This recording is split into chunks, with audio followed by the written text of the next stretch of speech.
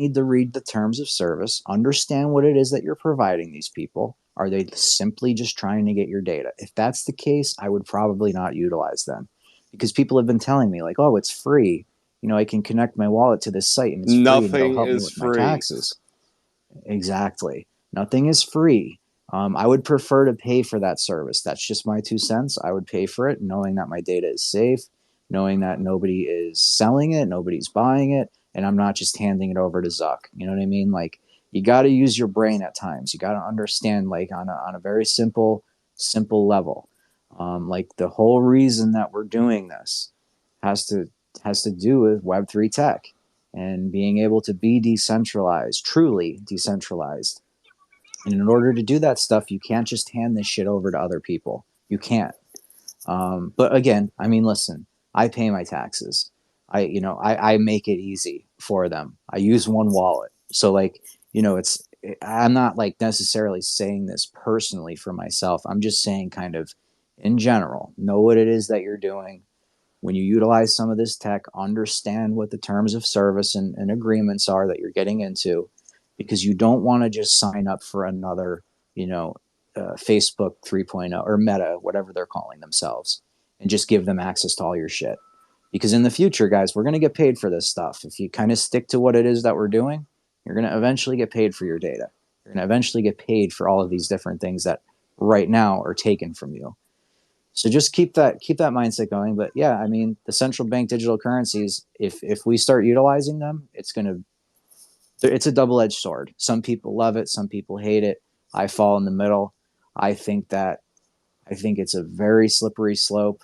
I think it can turn into blatant manipulation by countries like the United States. Um, it's just one of those things. It's just one of those things you got to keep an eye on. But again, Nifty's totally right. Try to diversify as much as possible. And I mean, you should be all right, in my opinion. But again, not financial advice, just like bullshitting and kind of just throwing it out there. Yeah, I mean, another thing with these central bank digital currencies is they can potentially stop you from buying things. You know, what if they have like a two B limit per day or something, and you go to buy a couple of drinks and you exceed your data limit, or I mean that's a sort of thing where I see it heads. They tell you, they stop you from buying things, and they can subtract money from your account if you don't spend it. That's another thing that I've been reading about. That's actually a potential dystopian avenue where this all goes. John, is it? I think in between. Sorry, go ahead, AJ. I was just going to say, John, I read something similar to that recently, that China is actually doing that right now. If you don't spend the certain amount of money that you have per day or something like that, they actually take away the rest of the money for the day. Does that? Am I right on that? Yeah. I don't quite remember the article, but yeah, I have read that. It's like forcing you to spend it. Right. They force you to spend it because they want to control it. It's like almost the opposite of what you was talking about, I think you're talking about Wolf Game, no? I'm not sure. I haven't heard this. No, that was. But I was gonna make a point that I think these wallets, the decentralized wallets, and just being able to have a wallet on your phone is gonna be the solution to it. I don't think anybody's ever gonna be able to limit what you send and how much you send and when you send. Like just being able to have crypto in a wallet on your phone is, I think, enough for that not to be a scenario. Hopefully. Who mentioned Wolf Game? Who was that? That was nifty. I just brought that up. God.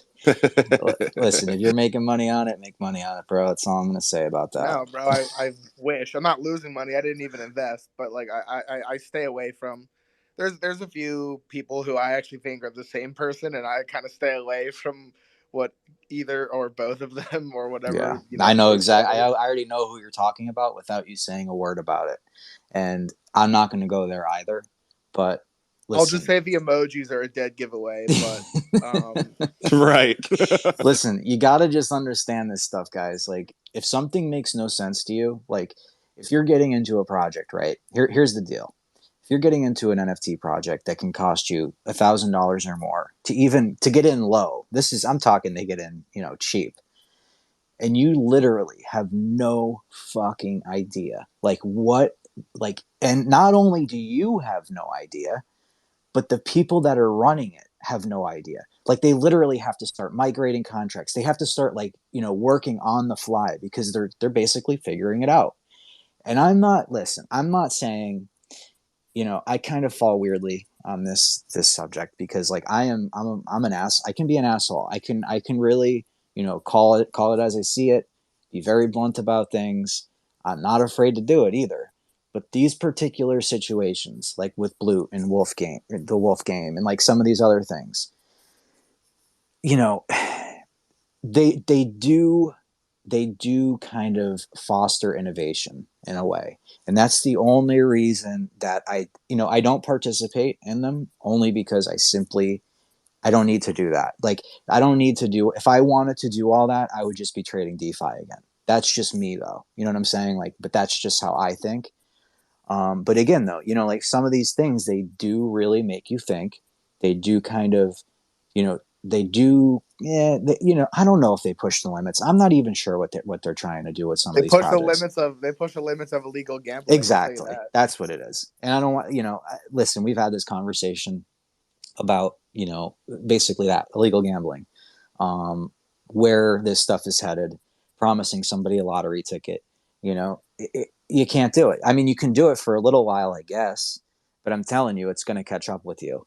People are going to come to you and say, you're fucking with our money. Stop. And if you don't stop, something's going to happen. Whether you get some kind of charges, you get indicted, maybe something worse. I don't know. Like I'm not into that kind of shit. But I do know you don't mess with people's money that way. And when you start to promise things based on kind of a lottery system, you get in that vein. You just naturally get there. And like for me, we're trying to avoid regulation. Like we're trying to really, do things the best way we know how to do it, and make sure that everything that we do, we want to be calculated in a way where we can say we did this to the best of our ability. If it's a year down the road, we abided, or we did everything in our power to stay in our lane. And sometimes I look at these other guys and I just think like they're just begging, like they're literally holding up a red sign saying like, please come and bother us. You know what I'm saying? And it's just like, guys, like, I get it. The money can be very tempting, overwhelming. I don't know, and people that tell you that it has nothing to do with money in this space, they're lying to you. I mean, you need money to be able to operate in this space. That's how it goes. These things are businesses. You need to be basically like the things that we're doing are more or less crowdsourcing or crowdfunding. We're trying to build something together, but you actually need that liquidity. You need that money to get this shit going. So I understand the money thing. I get it. But when you get that, when you start getting that greedy and you're just like, let's figure out a way to do this, this, and this, and you're literally just trying to maximize your profits, you're gonna eventually attract the wrong attention, because the same people are either going to keep getting wrecked, or the same people are going to keep making money, and eventually somebody's going to look at that and say, fuck these guys. Like we need to figure out what this is. Like what's happening here, and that's just not the look that I want. I really don't want that look for this space, but kind of comes with the territory. And to anybody who's holding any of those projects that I mentioned, listen, I am not saying a bad word about them. Honestly, I'm truly, truly not. I'm speaking more generally to kind of, the attitude that we've experienced in this space, and where people's heads are at. Because to be honest with you, it is what it is. If people can make some money, that's fabulous. I'm going to applaud that. But it just happens not to be something that, I'm personally attached to, or I'll get attached to, simply because I don't understand all the economics and dynamics behind it. And like Nifty said, like if I wanted to play the lottery, I just know better ways to do it. Honestly, that's just the truth.